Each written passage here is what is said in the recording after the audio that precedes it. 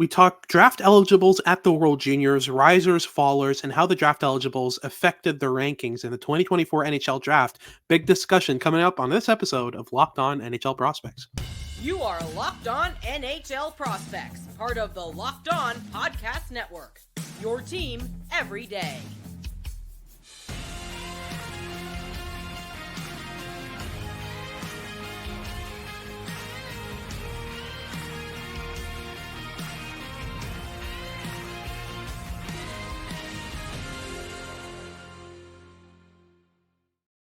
Hello, and welcome back to Locked On NHL Prospects, part of the Locked On Podcast Network, your team every day. On this podcast, we break down everything prospects related for you 5 days a week, Monday to Friday. I'm Hadi Kalikesh, joined by Sebastian High, and on today's show, we'll be discussing draft eligibles at the World Juniors and how the World Juniors affected our rankings of prospects overall. We'll talk about risers, we'll talk about fallers, we'll also specifically talk about specific prospects, draft eligibles at the World Juniors, how they played, and how that affected how we see them for the 2024 NHL draft. Before we get into any of that, though, today's episode is brought to you by Sleeper. Download the Sleeper app and use promo code LOCKEDONNHL to get up to a $100 match on your first deposit. Terms and conditions apply. See Sleeper's terms of use for details. If you're watching on YouTube, make sure to like and subscribe. Leave us a comment letting us know what you want us to talk about next. And if you're listening on your favorite podcasting platform, make sure to make us your first listen of the day wherever you get your podcasts. So, let's get things started here with the draft eligible specifically who played at the World Juniors, because there are going to be risers and fallers here.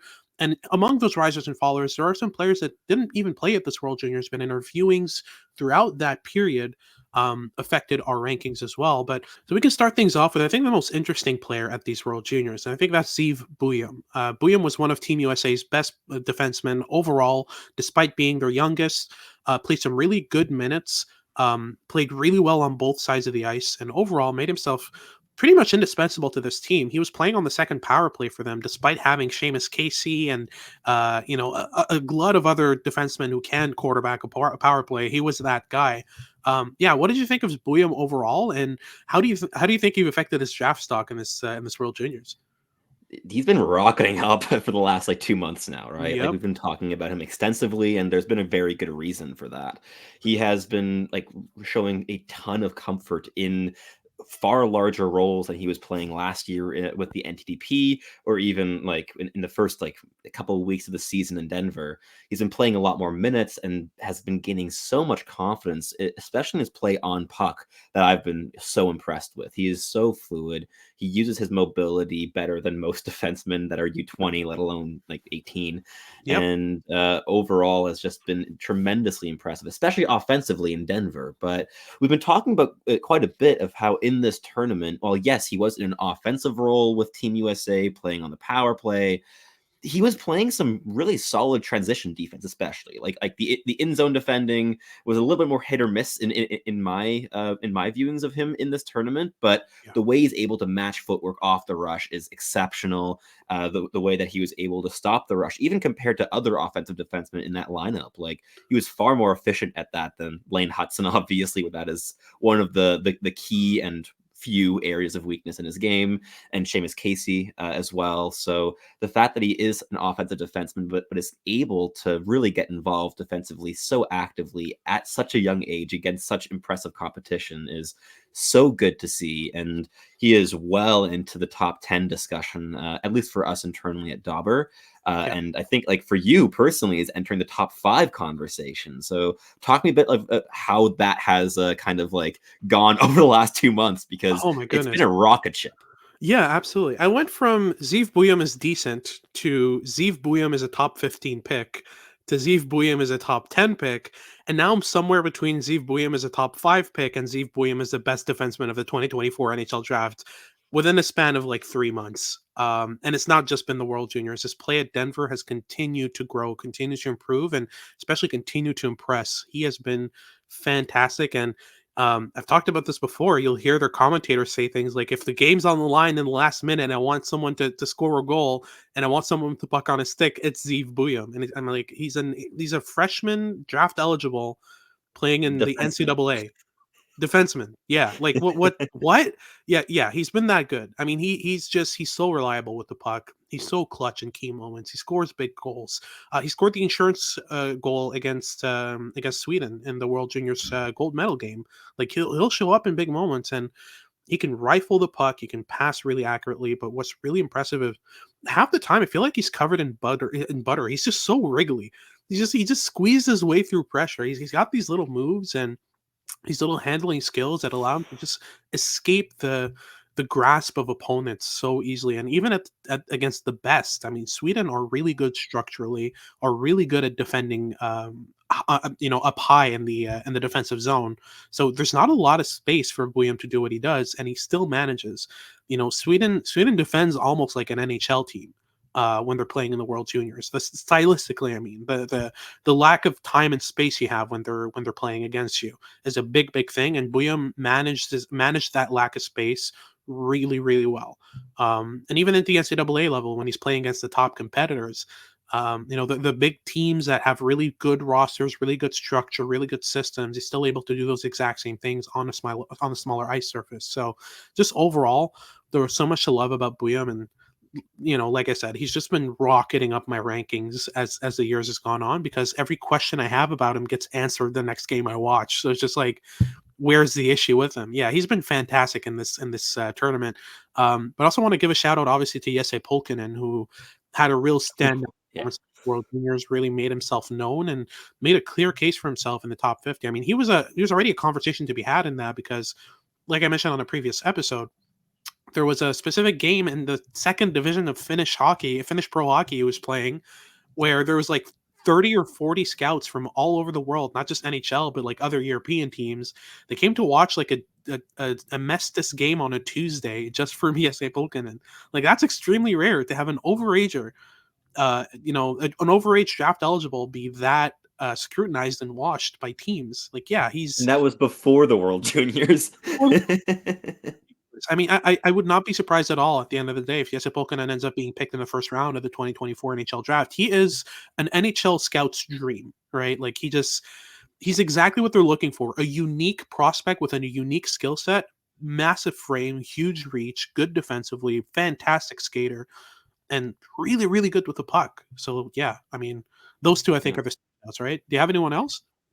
I agree that those two are the big standouts. I will add one thing with Pulkkinen in that I wouldn't be like I think I'm personally am going to make a small push for him to enter our top 32 in our next draft meeting, which is coming up in a couple weeks' time at Dauber. And I still have to watch a bit more of Pulkkinen. Like, I want to get a real good grasp of his league tape, both this season and last season. I want to see that progression and see just how that has come. But Yeah. if that is kind of like what I'm expecting it to be like in that experience of delving back into the historic tape with Pulkkinen, Yeah. I could see myself making a push for that, and I wouldn't be surprised if I got some support from Annie. But how would you stand with the idea of Pulkkinen as like a 25 to 32 range player? I don't know. There are a lot of really good players in that range, There are. and that's what Yeah. makes this really difficult. But for me, without a shadow of a doubt, he's going to be in the top 50, and I'd even say maybe Yes. top 40 for me is almost a definite. But I'd be more comfortable with him as an early second rounder than a late first for the moment. But that's not a massive difference. It's not. No. That Same range range. that range of players is fairly similar. 25 to 40. Yeah, It's a pretty big that's tier where I'd there. be comfortable with him for sure. 25 to 40, leaning more towards 33 to 40, just by principle of just having watched him a lot at the World Juniors, having watched him a tiny bit in league play. Yeah. I want a bigger sample size. This was a great tournament for him, and in isolation, everything he did was fantastic, but I want to see a lot more. For sure. I agree. Absolutely. But that wraps things up for our first segment about the standouts. They're really, I mean, two players from this draft here that really, I mean, I love talking about, and it's those two. But we'll get into the overall risers and fallers from this portion of the season, including what the World Juniors and did for these players. We'll talk about risers, including Zeev, Buium, Zayne Parekh, and a lot more coming up on this next segment after these messages from our sponsors over at Sleeper. It's almost the halfway point of the season, but you can still get in on the action with Sleeper. Sleeper is our number one choice for your daily fantasy hockey needs and overall daily fantasy sports here at the Locked On NHL Network. It's our number one choice because with Sleeper, you can win 100 times your cash in daily fantasy hockey contests. All you have to do is correctly predict 8 specific player stats, and you can get creative with those, whether you want to bet on some of the stars of the league to put up some goals like the McKinnons or the Dreisaitl's, or if you want to take a home run swing on one of the youngsters of the league, maybe on Connor Bedard once he comes back from injury, or I don't know, Adam Fantilli is playing some pretty good hockey right now as well. The choice is yours with Sleeper. So, use promo code LOCKEDONNHL and you'll get up to a $100 match on your first deposit. Terms and conditions apply. That's code LOCKEDONNHL. See Sleeper's terms of use for details and locational availability. Alrighty, so moving on to our second segment, we'll talk about risers for the 2024 NHL draft after these World Juniors. We're not just going to be talking about what happened at the World Juniors, even though that can affect the rankings of some players outside of it. We'll mainly talk about the prospects, all the prospects that we think bumped to their stock over this kind of period of time since our last meeting in November. Let's start off obviously with Zeev Buium. I think this is without a shadow of a doubt the biggest riser. He's definitely entered, I mean, for me, definitely entered top 5 conversation. For most, he's in the top 10 by now. I don't think there's any doubt there. I don't think anyone's going to have him outside the top 10 right now, which, overall, for many people's rankings, this is the biggest riser. For me personally, I had him, at 9th overall before, just in my pre-World Juniors rankings. And there's nothing really to speak about more here. We've already talked about him at length in the first half of the first segment. Zeev Buium, big riser. Keep an eye out for him. And if your team needs defensemen between 5 and 10, go for him. He's your guy. But Zayne Parekh is also a riser. We both agree on this mainly because I've gotten a bit more comfortable with the Zayne Parekh over Sam Dickinson conversation, whereas I really wasn't at the start of the year. So we're kind of on the same page there, even though I love Sam Dickinson. Zayne Parekh, right? I've been beating that drum all season. I've been on the Zayne Parekh train, going back to like halfway through his D-1 year. Yeah, I've been a really big fan of his for a long time. I got to watch him live a couple of times in Ottawa last year, and those were very impressive viewings. And he's a fantastic player who is being tasked with far more minutes this season. He's playing like 25 to 30 a night with Saginaw, and that's a wagon of a team. So playing that much for that good of a team is indicative of also his ability to gain a coach's trust, which is of course important, but It is the offensive dynamism. It's the on-puck ability that is just blindingly good, where you see him pull things off that would make your jaw drop if you saw it from a 20-year-old at the junior level, let alone a 17-year-old. So he's a player that I'm a very big fan of, and the consistency in his game has really kind of like plateaued, or in a good way. Like he's become a lot more consistent this season than he was last year. There's a lot more erratic, like game to game shifts in his play last season than this year. So that calmness, that consistency is obviously making me a little bit more optimistic and confident in having him in that like top 4, top 3 discussion, which is still quite bullish. Yeah, but he's a player that with every viewing I have, I become more and more confident in. Yeah, for sure. What's for sure is, if it's not Zeev Buium, if you want an offensive defenseman, it's Zayne Parekh.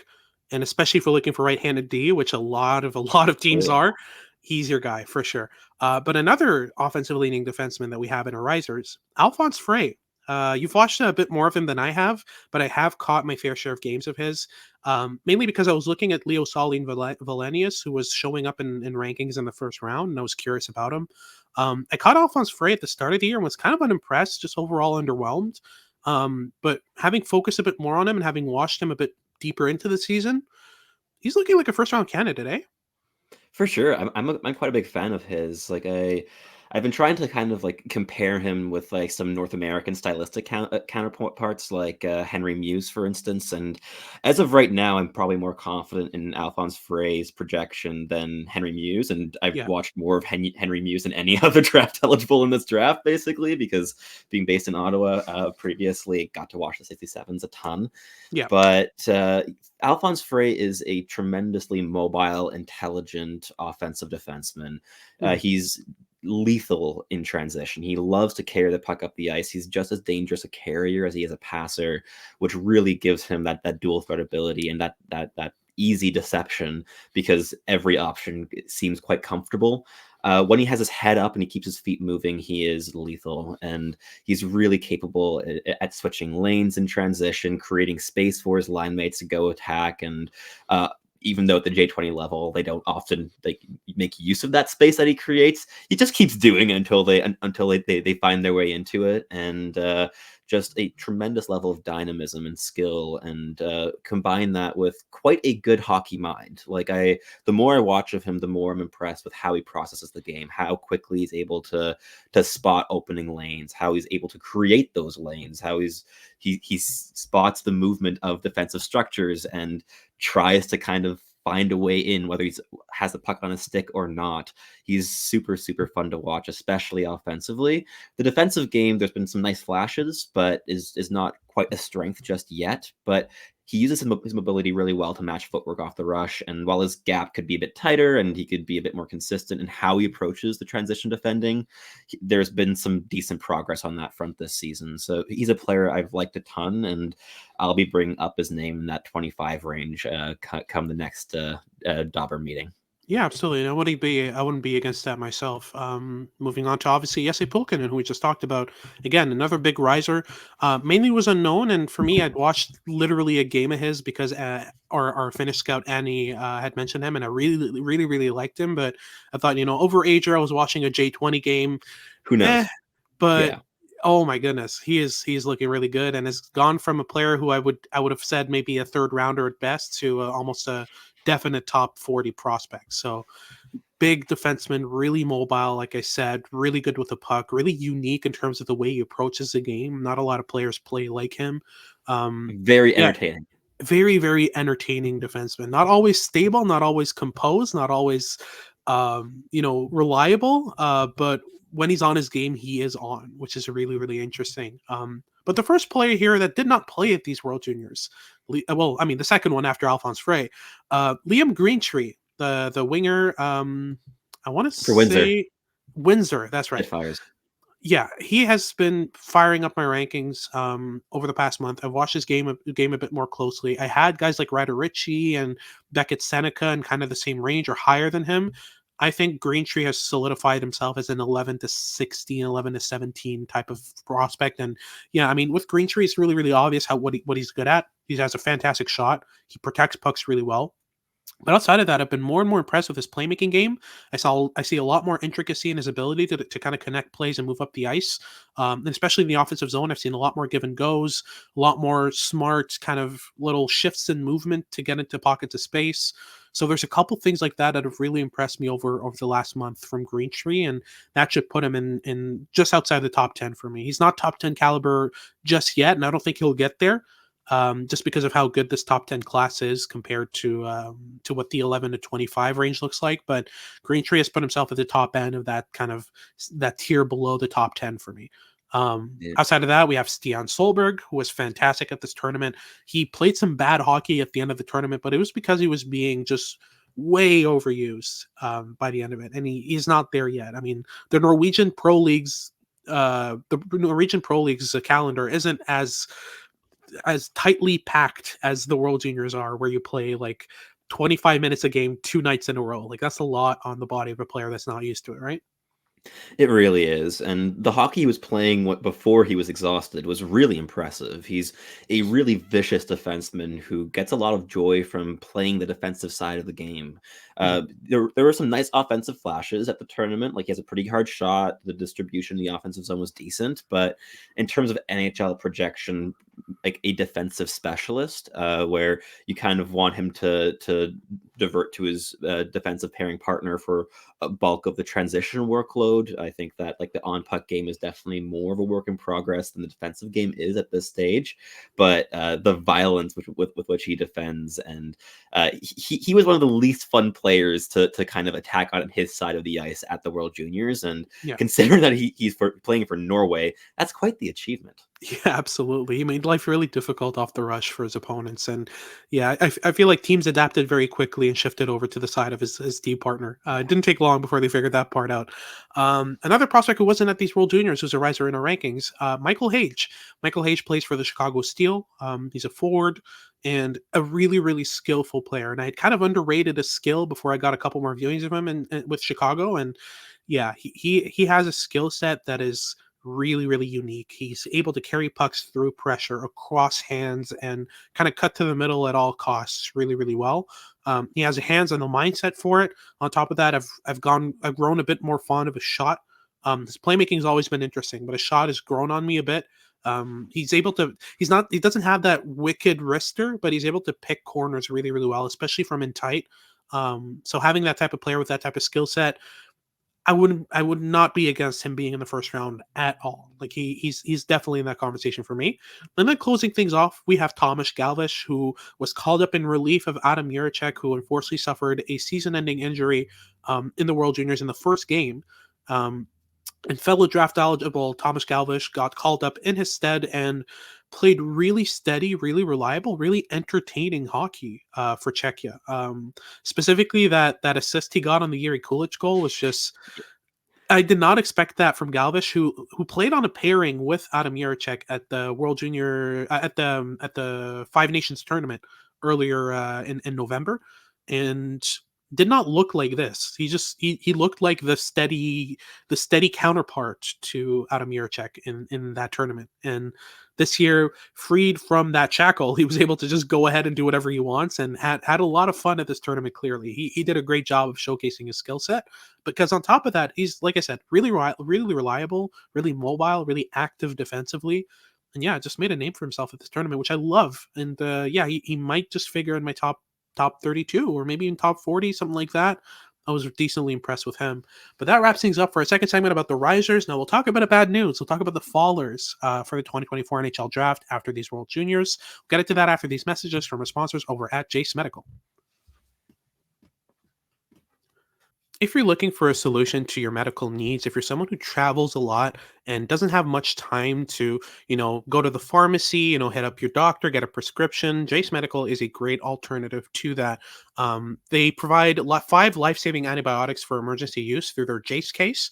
It's a really useful tool, especially, again, if you travel and you tend to get sick on the road a lot like I do. I don't know why. Every time I travel, even if it's, if I'm not taking a plane, if it's just a car ride 7 hours south to the USA, I still find a way to get sick. And Jace Medical's Jace case is a great alternative to that and helps you stay healthy and stay on top of your health when these things happen. You can get ongoing care from their physicians or any treatment related questions. It's a doctor created platform that is also doctor recommended. So don't get caught unprepared. Everybody should be empowered to care for themselves and their loved ones when the unexpected hits. So you can get $20 off on these life-saving antibiotics today from Jace Medical by using the code LOCKED ON at checkout on jacemedical.com. That's JASE medical.com. Check it out. Alrighty, so closing things off, we've got a conversation about some fallers here at the 2024 NHL Drafts rankings. After these World Juniors, we'll talk about some prospects who either didn't impress or had some bad luck at this tournament, or overall just outside of the World Juniors have been outclassed by the players who played there or other players who did better than them. I think we can start at the top with Cole Eiserman, who I did not expect falling any further than this, but Constant Hellenius has outclassed him based on his impact in this tournament. There's even a conversation regarding Michael Brandzek-Newgard, regarding Zeev Buium, obviously. Zayne Parekh, for me, has definitely put himself Parekh and Dickinson and Buium, for me, above him so far in terms of overall upside, and especially in terms of stylistic ability. Eiserman has remained, and I've watched a lot of NTDP hockey, especially against the NCAA, to see how he handles better competition. Eiserman was mainly playing on the third line for the NTDP in those games, and wasn't really able to make the best out of that either. Again, just there's a lot wrong with what he does heading into the offensive zone. Once he's in the offensive zone, no notes. He's like perfect in the offensive zone. His ability to move off the puck, his ability to find pockets to shoot from, his absolutely ridiculous wrist shot, his one-timer, like there's so many different details to his offensive and goal scoring game that are amazing. The issue is, as soon as you head outside of that paradigm, as soon as you talk about his transition game, his back checking, his defensive game, his tendencies even on the puck heading into the offensive zone, like he'll try to bulldoze around opponents, around defensemen, instead of just cutting back, which would open up so much space for him and give him an opportunity to showcase his playmaking. He doesn't have that happen in his game. So yeah, I feel like he's a lot more limited than the other prospects that made a name for themselves either at the World Juniors or throughout the World Juniors in their league play.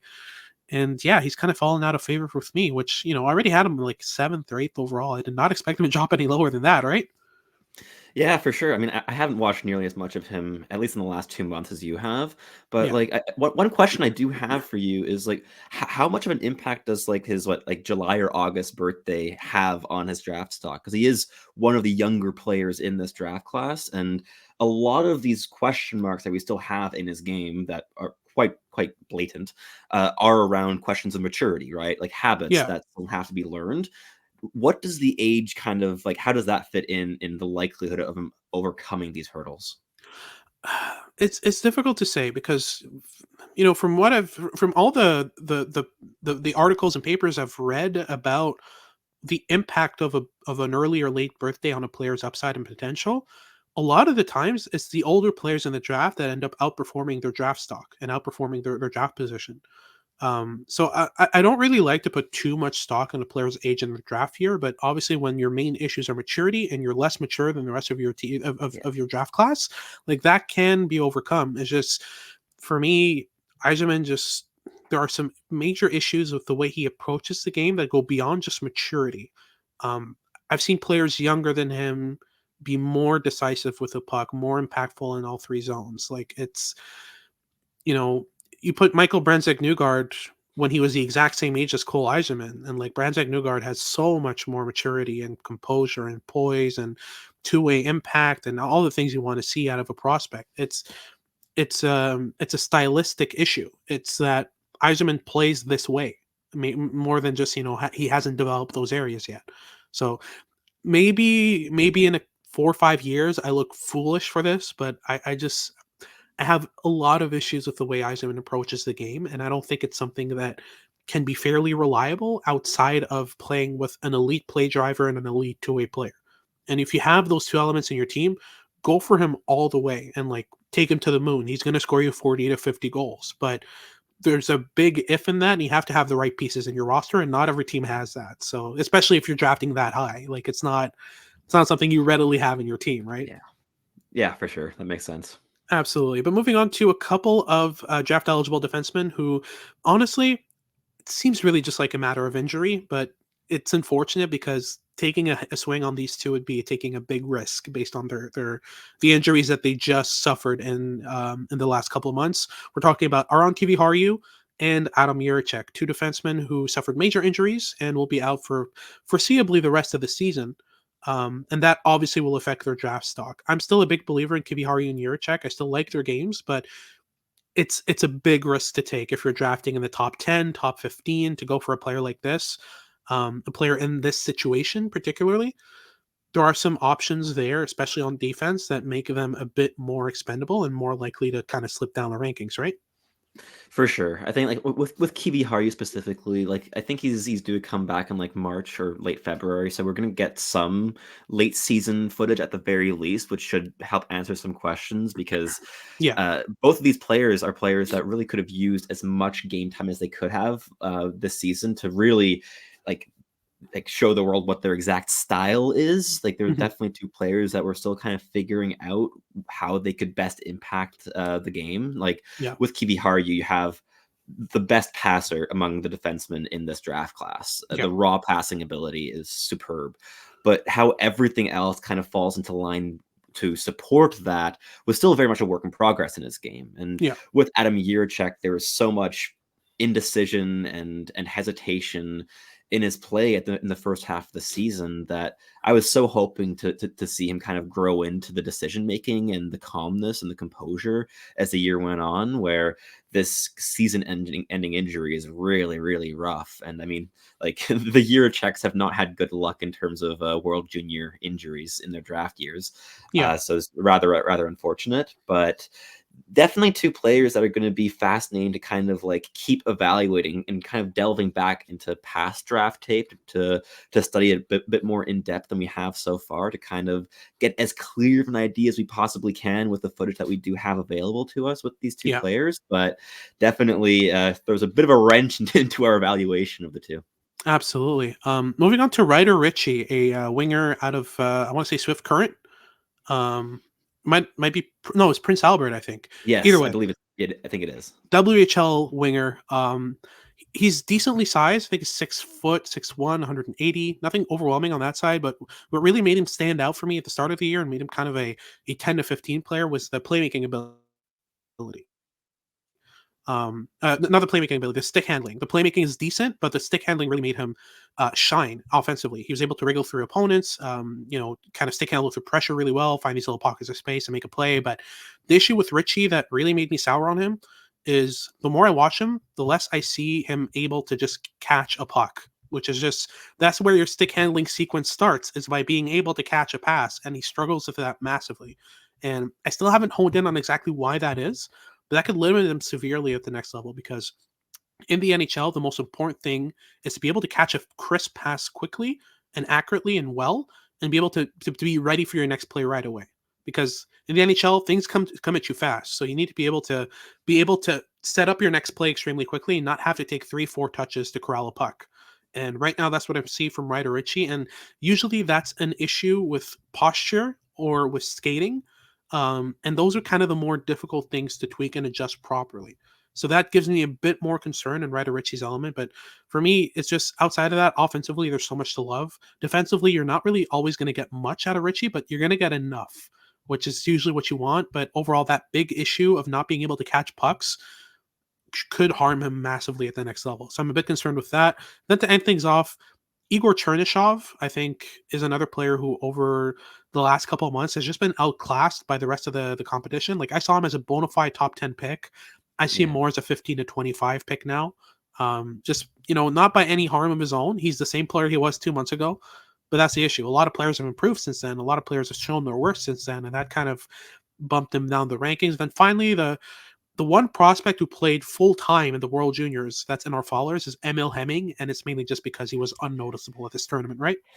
Yeah, it was not his strongest showing, and Finland had a real need of having offensive pieces like step up and make an impact, because it wasn't the deepest forward core that Finland ever brought to the World Junior Championship, and that led to Emil Hemming making the cut for it, which was exciting. But at the same time, he was really, really, really subtle in this tournament. And I'm trying to be as generous as nice as possible. Yeah, because of course, being like a 17, 18-year-old invited to the World Juniors for Finland when it's held in Sweden, that's a massive thing.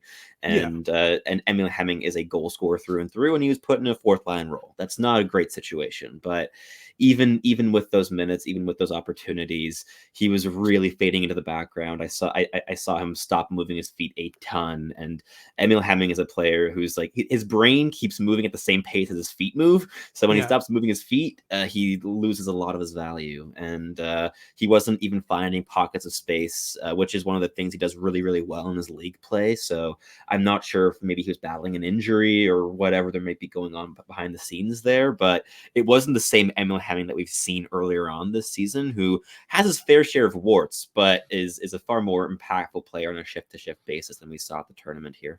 Absolutely, fully agreed. But that wraps things up for our final segment about the followers of this draft and this episode. Thank you very much for tuning in. If you're watching on YouTube, make sure to like and subscribe. Leave us a comment letting us know what you want us to talk about next. And if you're listening on your favorite podcasting platform, again, make sure to make us your first listen of the day. For your second listen of the day, make sure to check out Locked On Sports Today. They're a 24/7 news channel about sports that keep you updated on what's going on all around the sporting world. And make sure to tune in for our next episodes for next week. This has been Hattie Kalakash with Sebastian High, and we hope you tune in next time.